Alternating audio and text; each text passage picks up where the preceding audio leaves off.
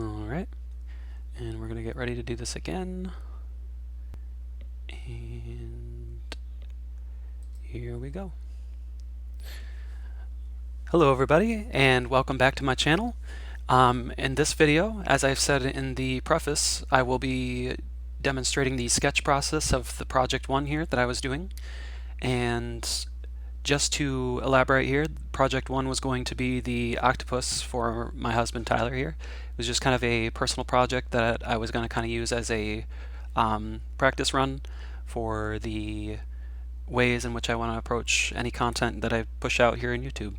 And so also in the last video I explained how for the sketch process here I used my Canon camera, in which takes nice pictures, but it's not so good as a video camera. And so also the lighting here is pretty bad, as you can see. The sun was setting and I was using that as a source of light, not thinking about the fact that the camera itself probably couldn't even pick up this tiny detail. But later on through the clip you'll see that I adjust it and whichever. But I just figured that through this video I'd kind of throw over a voiceover and you can just kind of explain my process along the way. And so let's start with the paper itself. The paper itself is a Arches. It's a watercolor 100% rag paper, and I'm just using a simple mechanical pencil with a fine point there, which I like to use. In terms of the drawing itself, a lot of the time it's suggested to block out the image in which you're drawing. And I've always kind of approached it in a different light. Like I always gave my instructors at college such a hard time because they would always try to give me some practical advice and I would always kind of neglect to follow through. But when it comes to my process, I kind of focus in on one part of the image that it is that I'm looking into. And when I do that, I just kind of draw from observation. And then usually, I had a very bad habit way back when. I would only draw the one part of the drawing itself. And I would become so detailed and obsessed with detail that I would just spend like 10 minutes at a time on one part, and then I wouldn't even have through down my general drawing at all. And before I knew it, an hour had passed and I wasn't even done drawing. So I'm learning actually to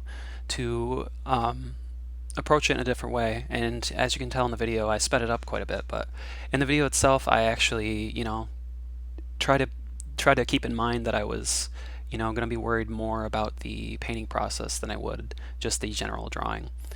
And so the advice I could give you about the initial starting point of your sketch, I'd say yes, focus in on the one part that you feel would be a great starting point. Then from there, consider where you want the drawing itself to rest on the page. This is the time to think about before starting the process, thinking about the composition. Where do you want the major part of the image to rest?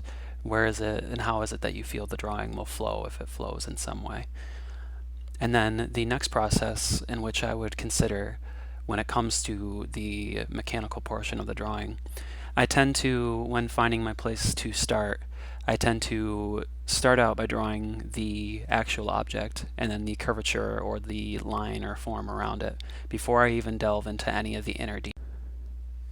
And for the next part, you're going to think I'm pretty full of it, but the next idea that I will try to sort of introduce is that when it comes to drawing, the most simplest philosophy would be to draw what it is that you see rather than what you think you see. A lot of the time we get carried away when it comes to immediately kind of guessing at the form or the line that we think we see. It comes so far, like if you're trying to improve in your drawings, it comes so far as to say, like, even just critically think, where is this line, what angle is it resting, as to opposed to the next line? How does that angle differ from the first mark or line that it is that I made? And so it's kind of crazy. You think I'm full of it, like it's a terrible idea, but it's that, it sounds easy enough too. It's that simple kind of idea that, makes the drawing that much easier. So now from there, consider the actual space behind the object that it is that you're looking at, and try to consider what is called the negative space of the image itself. And when I come to approach a drawing myself, I tend to actually rely pretty heavily on the negative space. And so I guess with those little kind of tidbits of advice aside, I know in a future videos I want to actually break down the um, processes itself and actually make them more, I guess, exciting. So for this next part, you see how I ended up switching my position of the drawing itself.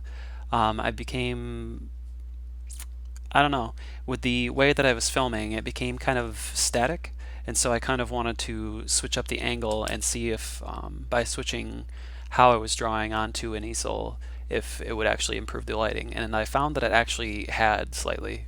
I felt that from this angle here with my kind of like my back turned, I actually liked the angle itself, and I don't know, it just seemed more like a better shot to me. I brought out the actual flowers that it is that I was using as a reference. I was using the lilies there as part of the image itself, and I actually recently haven't been doing that too often. I find that it's actually better to draw from life, and it's something I actually miss because I've been just kind of researching images and then quickly using them, and it kind of just feels like there's no like, not only are you missing out on some detail at times, but it just seems less like personal or less your own, especially if you're kind of using images that don't even necessarily belong to you. So that's something I'm going to be try to be more careful of in the future, is kind of trying not to use so much imagery or even work from other artists or even other photographers or whatnot. And now, before I get lost in my head any further and continue to ramble as I have, I think my overall opinion of the drawing portion itself turned out pretty good.